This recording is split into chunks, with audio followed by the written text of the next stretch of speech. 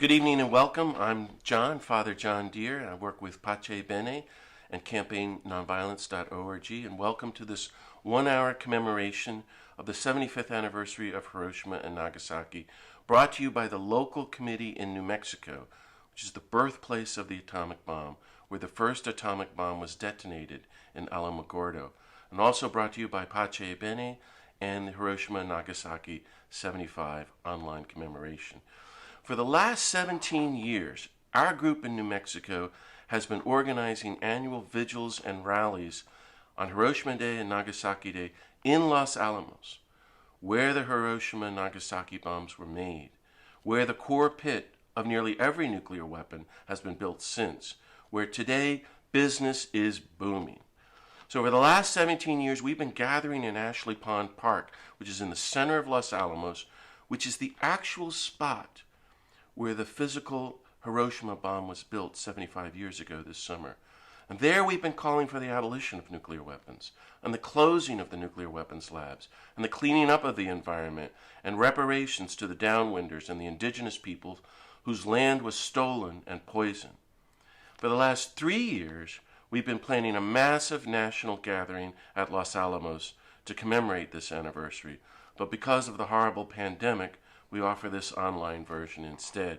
I'll be your host, and we'll begin with a blessing from our friend at the local Pueblo, and then I will reflect a little bit between each of our guest speakers.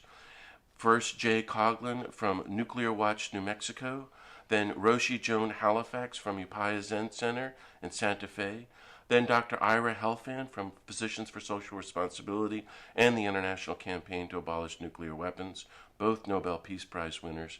And finally, we'll conclude with Archbishop John Wester from the Catholic Archdiocese of Santa Fe, New Mexico.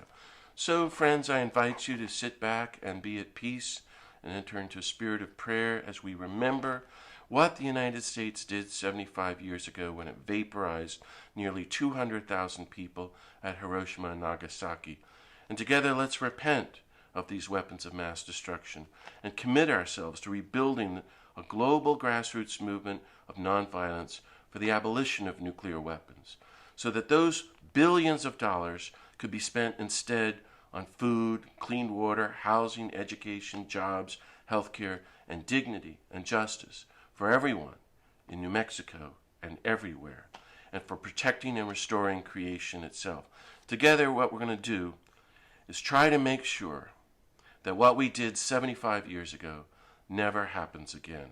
So as we begin in a spirit of prayer, I invite Evelyn Naranjo from Pueblo de San Ildefonso in New Mexico, the indigenous land around Los Alamos, to give us the traditional welcome and blessing of the Pueblo.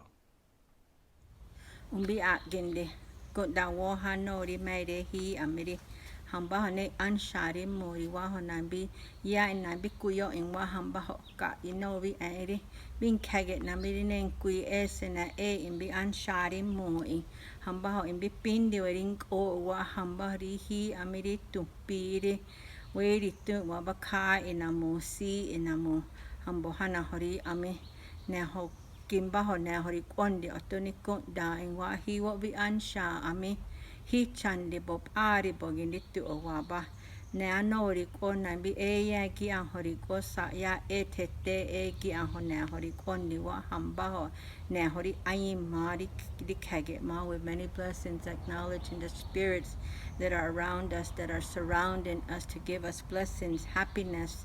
Now is the time we're here for our grandchildren, we're here for ourselves, to take care of ourselves. In blessings, I want to say thank you. And may you have a good turnout, and may you have a good blessings of bringing love, light from the heart. Gutta. Thank you so much, Evelyn Naranjo from Pueblo de San Ildefonso in Los Alamos, New Mexico. Over the years, we've been calling upon everyone who works at the labs and in the nuclear industry to quit this deadly work, to stop building nuclear weapons, to clean up our environment, and to spend those billions to transform New Mexico and the entire world from a land of violence into a new land of nonviolence. Nuclear weapons, we've been saying, have failed us. They don't protect us. They don't provide any real security. In fact, they're bankrupting us. So we need to continue to build a global grassroots movement of nonviolence that will mobilize political will to dismantle these nuclear weapons and abolish them once and for all. In New Mexico, this seems practically impossible because so many people, beginning with all the politicians, support the labs. And so much money pours into this poor state solely for nuclear weapons, which is a total waste.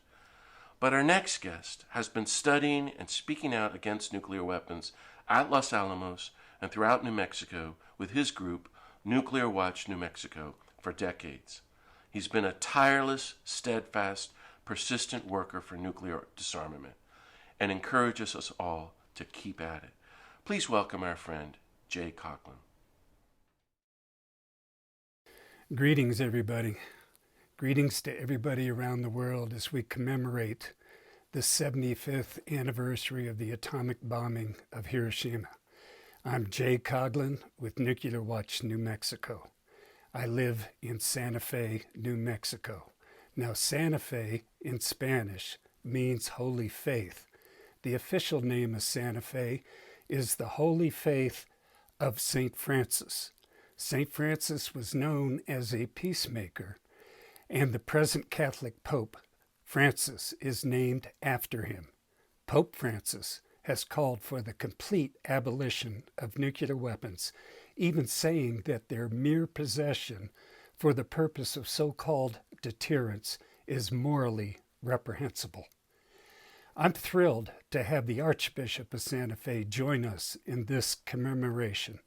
It so happens that 2 of the nation's 3 nuclear weapons laboratories lie within his diocese, that being the Sandia and Los Alamos National Laboratories. Because of that, more money is spent in his diocese on nuclear weapons than any other diocese in the country and perhaps the world. In fact, there are probably more nuclear warheads in his diocese, some 2,500 stored in reserve at the Kirtland Air Force Base outside of Albuquerque, New Mexico. I want to zero in on Los Alamos' future mission of expanded plutonium pit production. These are the fissile bomb cores, the critical bomb cores, pun intended, for nuclear weapons. Their future production is not to maintain the safety and reliability of the already extensively tested and reliable stockpile. Instead, future production will be for speculative new designs that can't be tested because of the existing global testing moratorium, or perhaps worse, will prompt the U.S. back into testing, sparking a new nuclear arms race. This could actually degrade U.S. national security instead of improving it. This begs the question of what is real national security. Here our nation is facing a global pandemic and failed presidential leadership, but nevertheless, the federal government is actively planning and is beginning to spend $2 trillion on so-called modernization of nuclear weapons. This will rebuild every warhead in the stockpile, design and produce new warheads, will build new production facilities expected to last until the year 2080, and build new missiles, subs, and bombers to deliver them. This does nothing for our national security in terms of fighting against the coronavirus pandemic and against climate change. Now, racial injustice plagues our land, and Los Alamos County is a stark illustration of just this. The county itself is 70% non-Hispanic white, while New Mexico as a whole is 48% Hispanic and 12% Native American. Los Alamos County is the 4th richest county in the U.S., but is now asking the Department of Energy for the transfer of 3,000 acres to it at no cost. This land was seized from Hispanic homesteaders and Native Americans at the beginning of the Manhattan Project, and that land should go back to them. Where is the racial justice in this? I close by noting the obvious. We have a lot of work to do. I want to draw on the historic courage of people, black people, like Frederick Douglass and Harriet Tubman, who fought for the abolition of slavery. I draw on the courage of the late, great John Lewis and today's Black Lives Matters, working to eliminate racial injustice for once and for all. They said that slavery could not be abolished some 150 years ago. They say that about nuclear weapons now. But I know that we can do it, that in fact we have to get rid of nuclear weapons before they get rid of us. So brothers and sisters, let's join in a moral and political crusade to get rid of nuclear weapons. No more Hiroshimas, no more Nagasaki's, and no to a new global nuclear arms race. Again, I'm Jay Coghlan with Nuclear Watch New Mexico, in solidarity with you, working towards a future world free of nuclear weapons. Thank you. Thank you, Jay, so much for your message and your work. So 75 years ago, when he heard that the United States had dropped atomic bombs on Japan, Mahatma Gandhi said, quote, "We have seen the physical effects of the atomic bomb on the Japanese people. But it is too early to see the spiritual effects on the people who made and used the bomb, the Americans."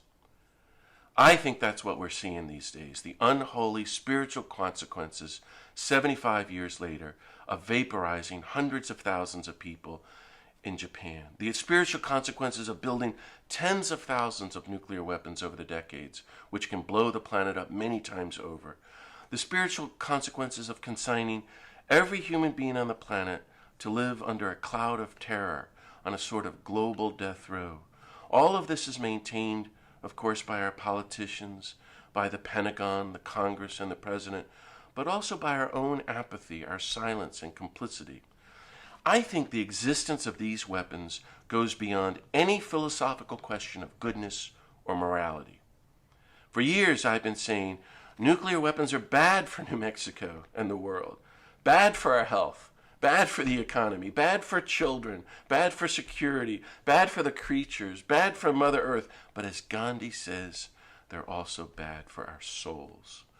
Ultimately, their existence is a religious issue, a spiritual issue. These weapons say, we really worship the false god of war, as Hitler called him, instead of the living God of peace. These weapons say, we will wipe out in 15 minutes what it took you 15 billion years to create.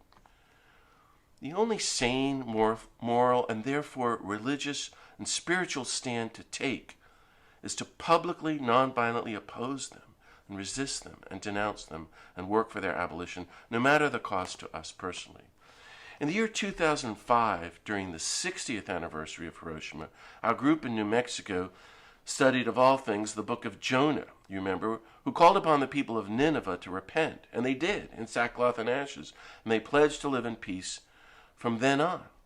And we thought, well, if the God of peace was upset with Nineveh, what must the God of peace think of Los Alamos, where we're planning the end of the world, as if it was a perfectly normal thing to do, and then we all go to church on Sundays?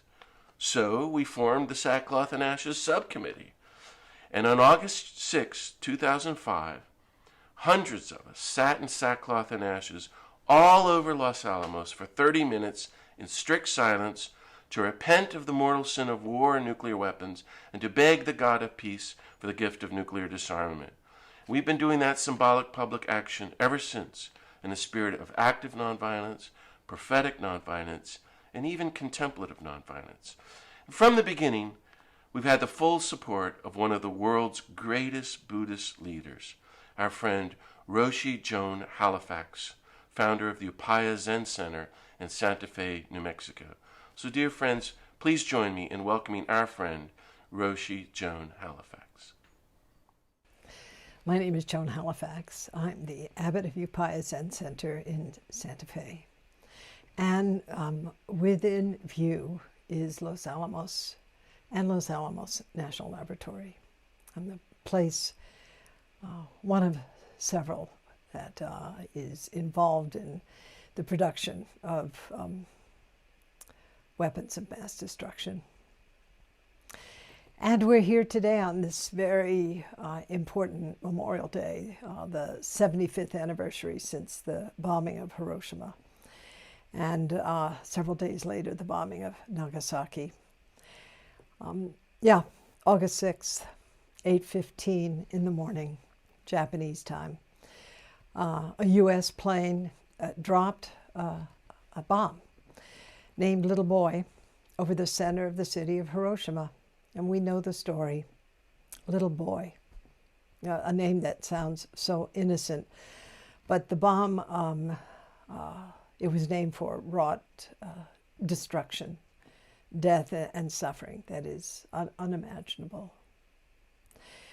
And over the next 2 to 4 months, the bombs dropped on Japan, killed between 90,000 and 146,000 people in Hiroshima, and between 30 and 80,000 people in Nagasaki.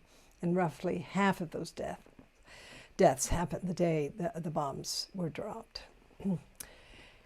Some claim that these bombs were responsible for ending the war quickly and saving Japanese and American lives. The most unfortunate theory justifying horrific violence against innocent civilians. And others suggest that the weapons had to be tested as a matter of necessity. Whatever the rationale, the dropping of weapons of mass destruction on these 2 Japanese cities actually ushered in a new era where the human inclination toward violence can now destroy the entire human race and make the earth completely uninhabitable except for a few resilient species. I'm a Buddhist. I'm speaking also as an elder who was alive during the time these bombs were dropped, and where I also know people who were alive at the time in Japan and who suffered the effects of these bombs. The bombs dropped on Hiroshima had a destructive force of 12.5 kilotons.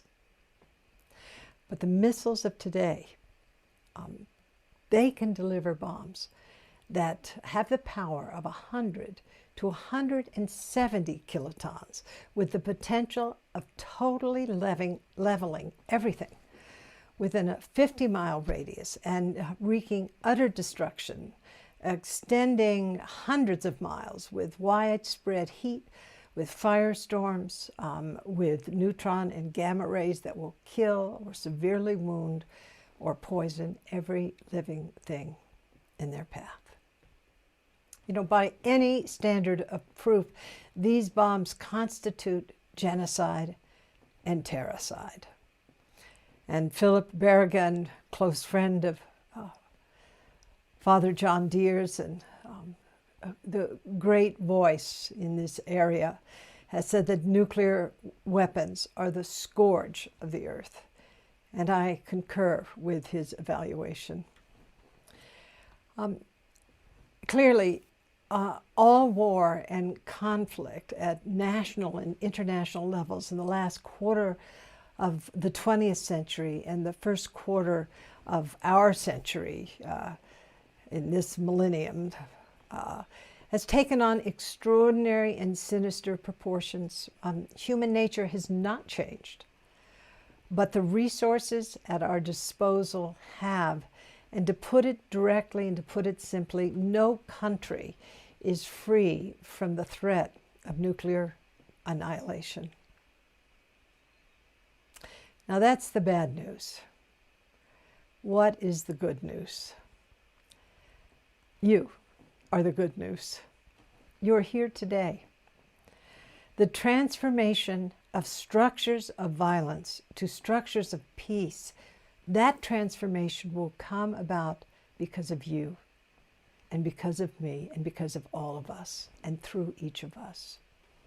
This is about actualizing in the details of our lived experience, respect, integrity, empathy, courage, compassion, and wisdom, and affirming the value put on these human qualities.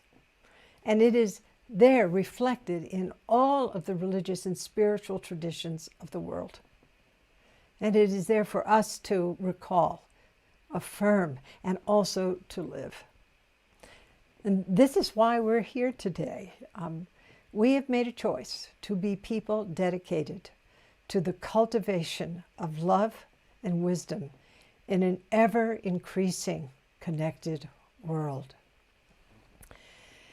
And in our lifetime, we've experienced enormous phase shifts. I say, do not be discouraged. Do not lose your courage. This is actually a time of great hope.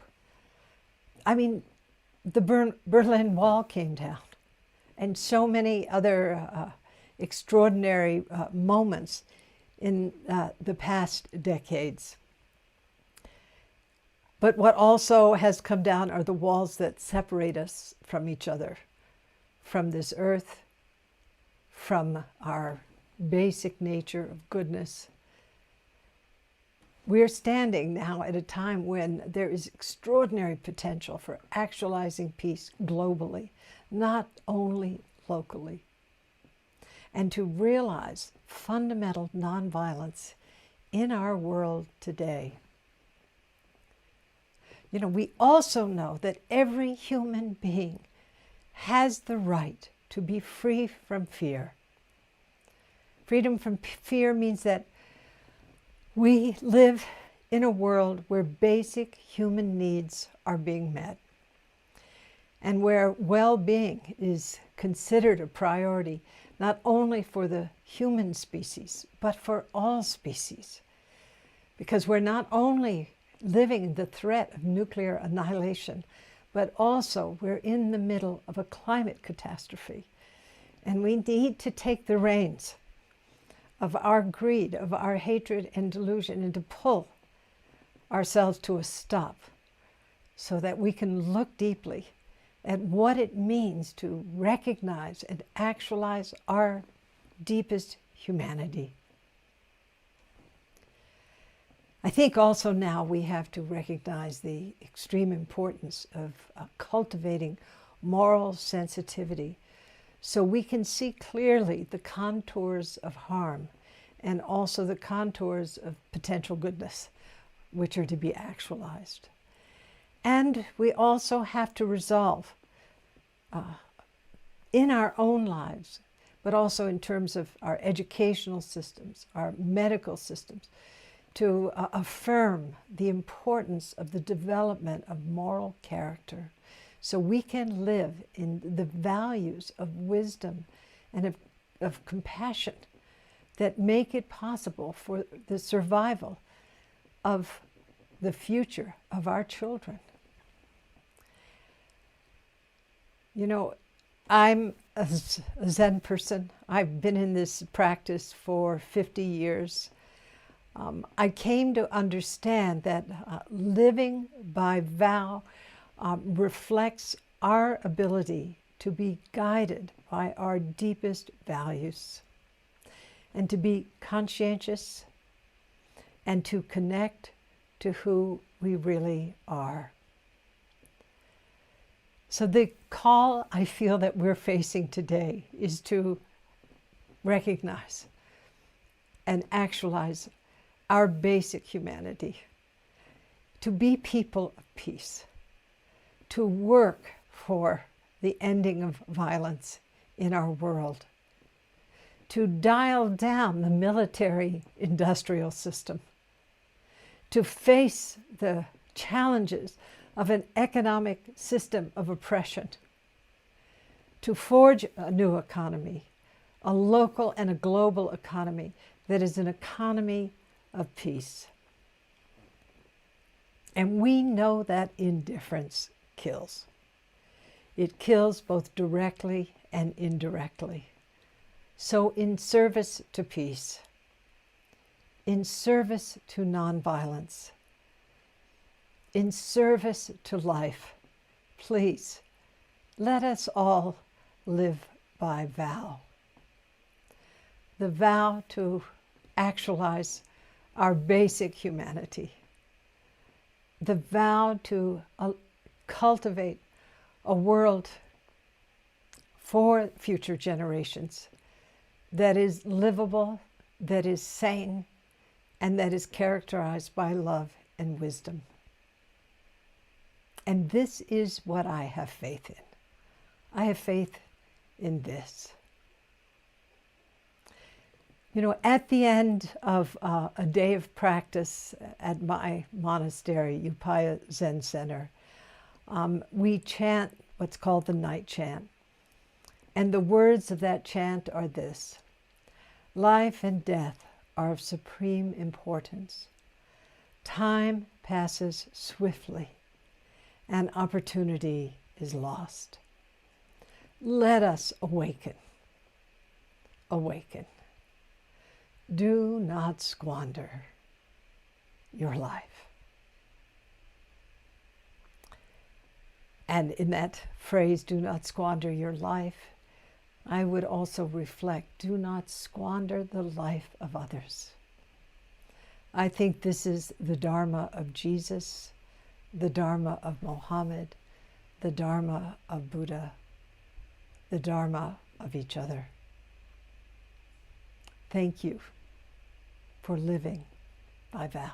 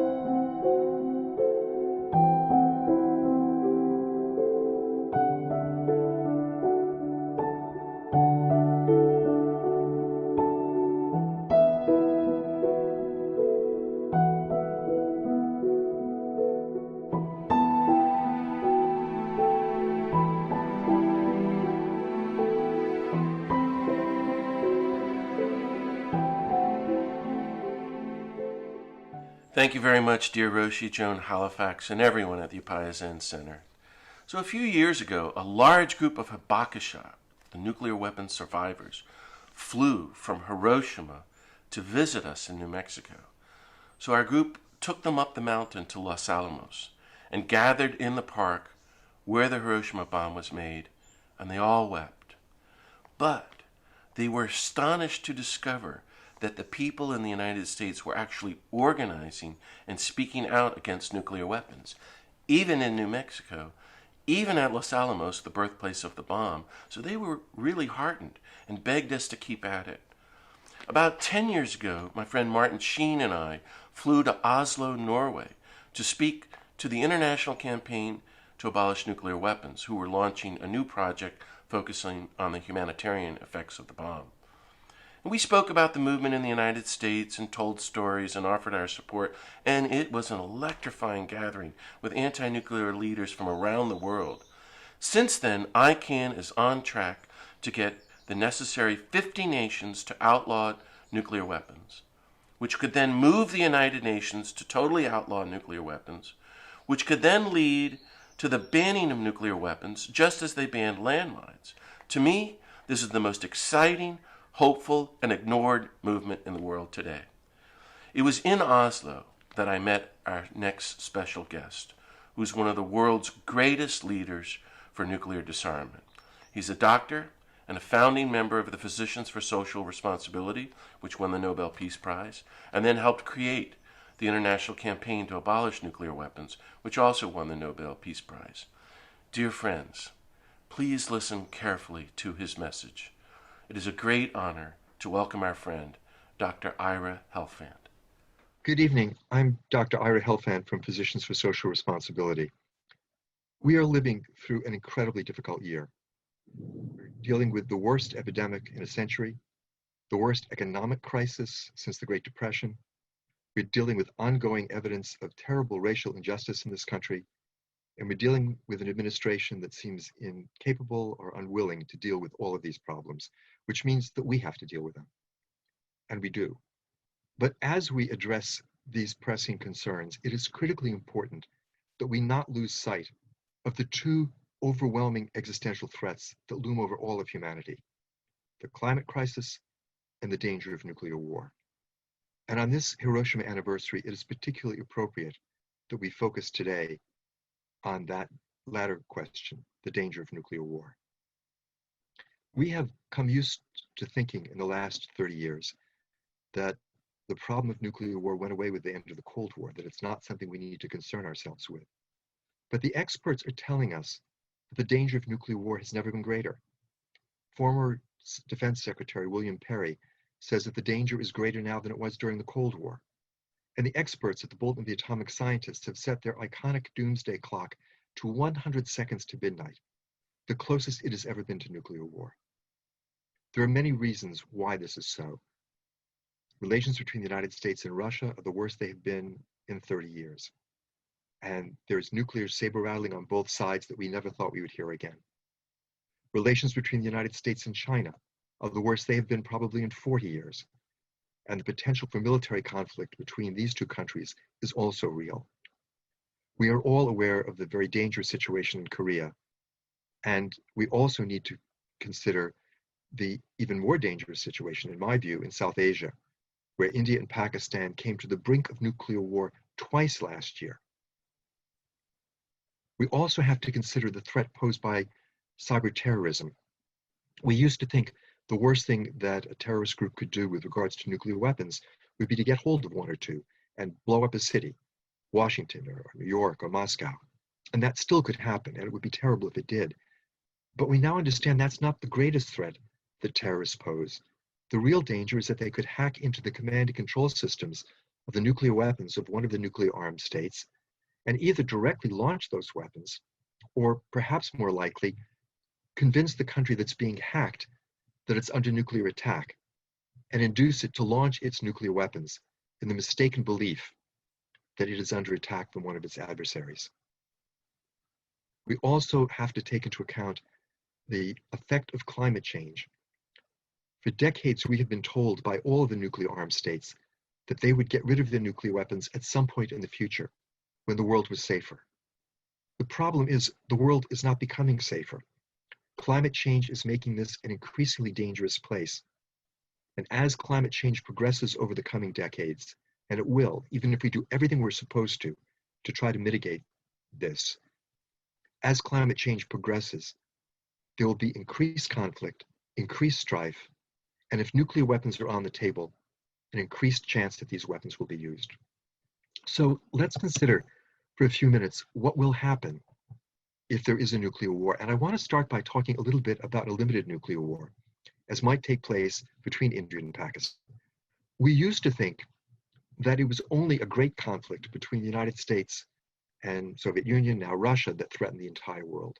But in the last decade, we have come to understand that even a very limited nuclear war between India and Pakistan, involving less than 1% of the world's nuclear arsenals, would be a catastrophe not just for South Asia, but for the entire planet.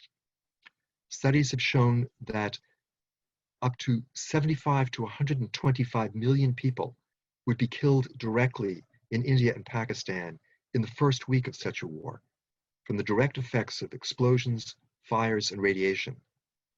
But these fires would also loft enormous amounts of soot into the upper atmosphere, blocking out sunlight, disrupting climate, and cutting food production across the planet.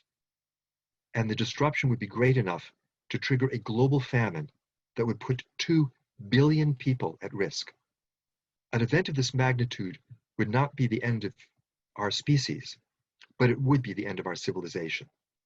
No civilization in history has ever withstood a shock of this magnitude, and there is no reason to believe that the very fragile, delicate economic system on which we all depend would survive a shock of this scale. That's a limited nuclear war. What happens if the United States and Russia go to war? Let me start by describing what a modern attack on a large city would look like. We are looking this weekend at images of Hiroshima and Nagasaki, and they are powerful reminders of the destructive power of these weapons. But the most important thing that we need to understand is that the devastation that took place in Japan 75 years ago does not begin to prepare us for the destruction that modern nuclear weapons could cause. A big city like New York or Los Angeles or London or Moscow would not be hit with one 15-kiloton weapon, as Hiroshima was. It would be hit by 10 or 15 or 20 weapons, each of which 30 to 50 times more powerful than the bomb that destroyed Hiroshima. To understand what that looks like, we can use a model of a single 20 megaton explosion.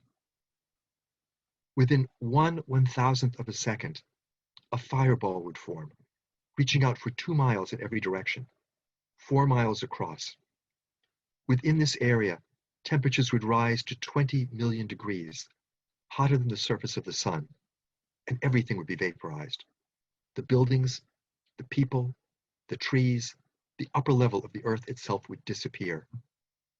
To a distance of 4 miles in every direction, the explosion would generate winds greater than 600 miles an hour. Mechanical forces of that magnitude destroy anything that human beings can build. To a distance of 6 miles in every direction, the heat would be so intense that automobiles would melt. And to a distance of 16 miles in every direction, the heat would still be so intense that everything flammable would burn. Paper, cloth, gasoline, heating oil, it would all ignite. Hundreds of thousands of fires, which over the next half hour would coalesce into a firestorm, 32 miles across, covering over 800 square miles. Within this entire area, the temperature would rise to 1400 degrees Fahrenheit. All of the oxygen would be consumed, and every living thing would die. In the case of a big city like New York, we're talking about 12 to 15 million people dead in a half an hour. And if this were part of a general war between the United States and Russia, this level of destruction would occur in every major city in both countries, and if NATO were dragged into the conflict, every major city in Canada and Europe as well. All told, perhaps 200, 300, 400 million people dead in an afternoon. But as was true with the more limited war in South Asia, these direct effects are only part of the story. The fires started by this war would put enough ash and soot into the upper atmosphere to drop temperatures across the planet an average of 14 degrees Fahrenheit. In the interior regions of North America and Eurasia, temperatures would drop 45 to 50 degrees Fahrenheit. We would essentially, in a matter of days, create a new man-made ice age. And under these conditions, food production across the planet would stop. Ecosystems would collapse. The vast majority of the human race would starve to death. And it is possible that we would become extinct as a species. Now, it is critical that we understand this is not like the scenario for a grade B movie. This is the danger that we live with every day that we allow these weapons to continue to exist. And even if no country makes a deliberate decision to start a nuclear war, there is always the possibility of an accident. We know of at least 7 occasions during the nuclear weapons era when either Moscow or Washington actually began the process of launching their nuclear arsenals, always in the mistaken belief that they were under attack by the other side. And on each of these occasions, we came within minutes of nuclear annihilation, and we were not saved because of the wisdom of our leaders or the soundness of our military doctrines or the infallibility of our technology. We were saved, in the words of former Defense Secretary Robert McNamara, because we lucked out. It was luck that prevented nuclear war. And I would argue that the current policy of all of the nuclear armed states, including the US, is nothing more than a hope for continued good luck. And this is an insane basis for national or international security policy. But the really important thing for us to understand today is that this terrible picture is not the future that must be. It is the future that will be if we don't take action, but we can take action. Nuclear weapons are not a force of nature. They're not an act of God. It's not like an asteroid is coming at us from outer space. These are little machines. They're about the size of the desk that I'm sitting at. We have built them with our own hands, and we know how to take them apart. We've already dismantled some 50,000 nuclear warheads. All that is lacking is the political will to dismantle those that remain. And that's where we come in, because it's up to us to create that political will. And we can do that. In 1981, when Ronald Reagan became president, he set about to create a situation where the United States, in his words, could fight and win a nuclear war in Europe. Just 4 years later, he joined with Mikhail Gorbachev in saying that nuclear war could never be won and must never be fought. That was because millions of people understood the danger of nuclear war and took political action to change the thinking of our leaders. And almost against our best assessment of what we could do, we were successful. We need to do the same thing again. And we've begun to do that. Internationally, in 2007, the International Physicians for the Prevention of Nuclear War started an organization called ICAN. That has now grown to a movement across the globe involving more than 550 NGOs in more than 100 countries. And working with governments which understood the nuclear danger, ICAN brought about a movement for a new treaty, the Treaty on the Prohibition of Nuclear Weapons, which was adopted at the United Nations in July of 2017. 40 nations have now ratified that treaty. And when the 50th country ratifies it later this year, it will enter into force. And for the first time, the simple possession of nuclear weapons, not their use, but simply possessing them, will be defined as a crime against humanity under international law. Now, unfortunately, the United States has not joined in this process. In fact, it has opposed it vigorously. And so for those of us living in the United States, our task is to build a movement here that creates a fundamental change in US nuclear policy so that the United States can join this international movement.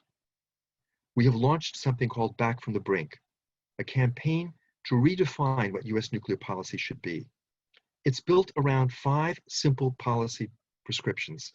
The most important is a call for the United States to initiate negotiations with all 8 other nuclear-armed countries for a verifiable, time-bound, enforceable framework to dismantle the remaining nuclear warheads in the world today. The Back from the Brink campaign also proposes 4 intermediate steps that the US can take now to lessen the danger of nuclear war as these negotiations proceed. We call on the United States to renounce any first use of nuclear weapons, to take its nuclear weapons off hair trigger alert, to end the situation where the President of the United States has unchecked authority to launch nuclear war, and to abandon plans to waste some $1.7 trillion over the next 30 years, modernizing every aspect of the nuclear arsenal and making it ever more deadly. This campaign has now grown to a nationwide movement. Over 350 church groups, civic groups, professional associations, city councils, state legislatures have endorsed this platform. And I call on all of you to get involved with this campaign. The website is preventnuclearwar.org. You can go there and find out how you can become part of this movement so that we can bring about the fundamental change in nuclear policy that is necessary. We have an enormous task before us, but we know we can do this. We've done it once already in the 1980s. All we are saying to ourselves is we need to repeat the success which we brought about once before. The cenotaph, the memorial to the victims at Hiroshima, has a very simple inscription. It says, "May all souls here rest in peace, for we shall not repeat the evil." It's a very brave promise, especially in these times when we are at such great risk of actually using nuclear weapons again. But it is a promise which we must keep. The choice before all of humanity today is literally the choice between life and death. If we do not eliminate these weapons, they will eliminate us. But we do have the power to eliminate them. And so it is up to us to make the right choices and to work with energy and commitment and perseverance. And if we do, sometime in the very near future, we will eliminate these weapons. And we will all be able to look at ourselves in the mirror and know that we have helped to save the world. Thank you. Thank you so much, Dr. Ira Helfand. So, friends, speaking as a Christian, I see Jesus as totally nonviolent, like Gandhi and Dr. King, announcing that God is a God of peace and nonviolence, and calling us to be peacemakers, and commanding us even to love our enemies, not to bomb them or kill them or nuke them. So I don't see how you can claim to be a Christian or a Catholic and support or build nuclear weapons. They're banned by all the churches and all the other religions, and so violate not just international law, but God's law. Recently, Pope Francis has issued some very, very strong condemnations of nuclear weapons. In one quote, he says this basically: the use of nuclear weapons is immoral. The threat of their use is immoral, but also possessing them is immoral, he said, because an accident or the madness of some government leader, one person's madness, can destroy humanity. So they have to be abolished, and this is doable. With the courageous leadership of Pope Francis in mind, it is a great honor to introduce our final guest speaker from New Mexico, Archbishop John Wester of the Catholic Archdiocese of Santa Fe, New Mexico. Please welcome Archbishop Wester. Hello, I'm Archbishop John Wester, Archbishop of Santa Fe, and it's a real honor to be invited to be part of our event this year. I'm grateful for the invitation to address you as we all acknowledge the 75th anniversary of the tragic and horrific loss of life in Hiroshima and Nagasaki, Japan, 75 years ago. I know we're socially distanced for the health of all, but we're united in our resolve to eliminate nuclear weapons and to build a world that's grounded not on fear and distrust, but on mutual respect for the life and the dignity of all. I was born 5 years after that fateful day in 1945. Yet when I visited Hiroshima and Nagasaki a few years ago in September of 2017, I felt a fear and a dread and a sorrow that united me in some mysterious way with that unfathomable suffering.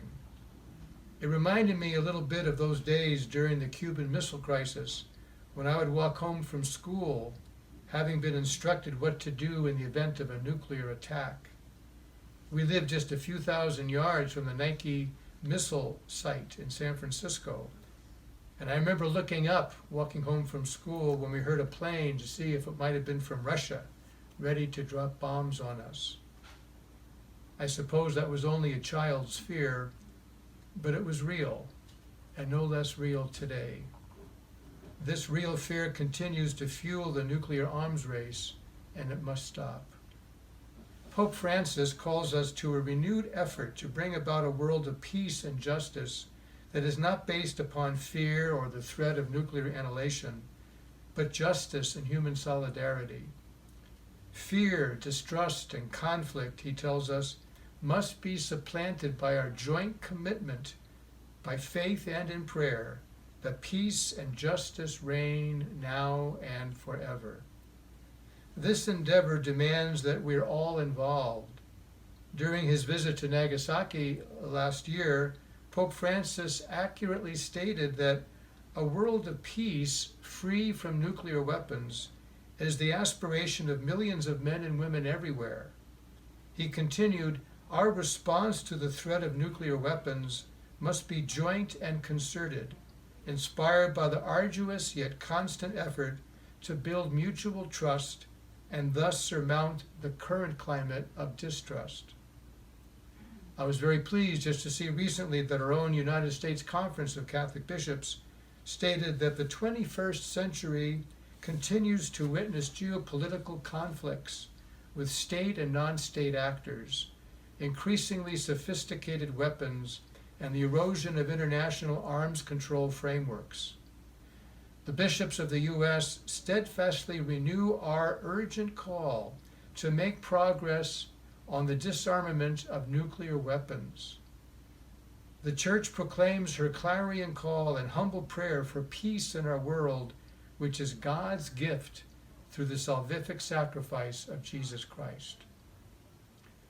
I'm so glad that you are convening now for this sad yet important historical anniversary to advocate for and to pray for peace, and particularly for the elimination of nuclear weapons in our world. I welcome you to the Archdiocese of Santa Fe, if only digitally for most of us.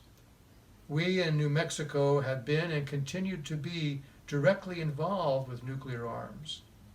It was poignant for me to return from that Japan trip I mentioned, and within a short while pass the old office in Santa Fe where scientists reported for duty in the Manhattan Project, proceeding to one of the laboratories where the first nuclear bomb was engineered and manufactured. And of course, it was here at the Trinity site that the first nuclear bomb was detonated. But New Mexico is also a land of beauty and peace, where many cultures come together. Our cathedral houses Nuestra Señora de la Paz, Our Lady of Peace, first brought to this land of enchantment over 400 years ago. We wish to be known as a state where peace supplants war, and where we seek to be instrumental in moving our world from conflict and fear to peace and tranquility. I am gratified to see the many scientists and laboratories here in New Mexico that work to this end, as they make strides in research that envelops energy and environmental programs, computing science, bioscience, engineering science, material science, and microsystems, as well as advances in medicine and lately in helping to fight COVID-19. These are productive uses of our laboratories, which we're proud of. On a personal note, I ask your prayers for another matter that is close to our hearts here in New Mexico, and that is providing justice for those whose families have been so severely damaged by the nuclear tests that have taken place in New Mexico over the years. I'm speaking about the reparation that needs to be made to the downwinders. The Tularosa Basin Downwinders Consortium is working hard on this, and I support their efforts. Pope Francis, while standing in Nagasaki on November 24, 2019, said, "In a world where millions of children and families live in inhumane conditions, the money that is squandered and the fortunes made through the manufacture, upgrading, maintenance, and sale of ever more destructive weapons are an affront crying out to heaven. Convinced as I am that a world without nuclear weapons is possible and necessary, I ask political leaders not to forget that these weapons cannot protect us from current threats to national and international security." I know we would all agree, amen to that. On a practical level, the U.S. Conference of Bishops reminds us that the United States has a responsibility to work to reverse the spread of nuclear, chemical, and biological weapons, and to reduce its own reliance on weapons of mass destruction by pursuing progressive nuclear disarmament. The Committee on International Justice and Peace has called specifically for the support and passage of the bipartisan bills H.R. 2529 and Senate Bill 2394 that represent a patient and persistent step in the direction of reducing the nuclear threat. These bills articulate a sense of Congress supporting extension of the New START treaty unless Russia is in material breach of the treaty, or the treaty is replaced with a more robust one with equal or greater constraints, transparency, and verification measures. Urge your elected officials to support the extension of the New START treaty and a continued moratorium on nuclear testing to work toward nuclear disarmament. I will never forget standing in front of the Genbaku Dome in the Hiroshima Peace Memorial, still standing as it was that fateful day, near the hypocenter of the blast. It was a time for silence, a time for prayer. Pope St. John Paul II offers such a prayer which he composed while at that same site. I make that our prayer now. To the Creator of nature and all of us, of truth and beauty, I pray. Hear my voice, for it is the voice of the victims of all wars and violence among individuals and nations. Hear my voice, for it is the voice of all children who suffer and will suffer when people put their faith in weapons and war.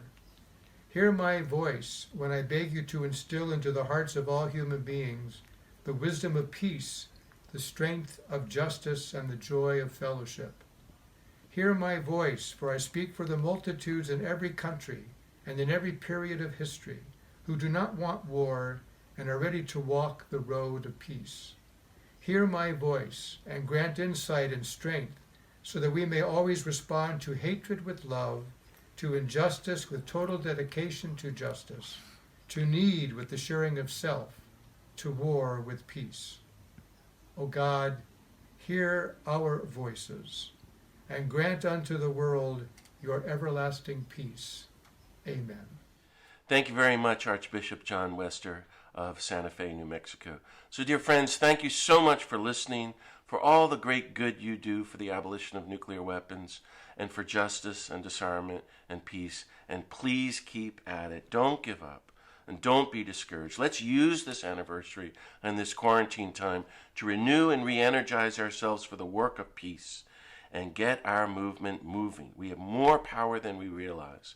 So let's keep praying for the abolition of nuclear weapons, practicing nonviolence in our own lives to model the new world of nonviolence we want for everyone, and keep speaking out and organizing and holding public vigils for nuclear abolition.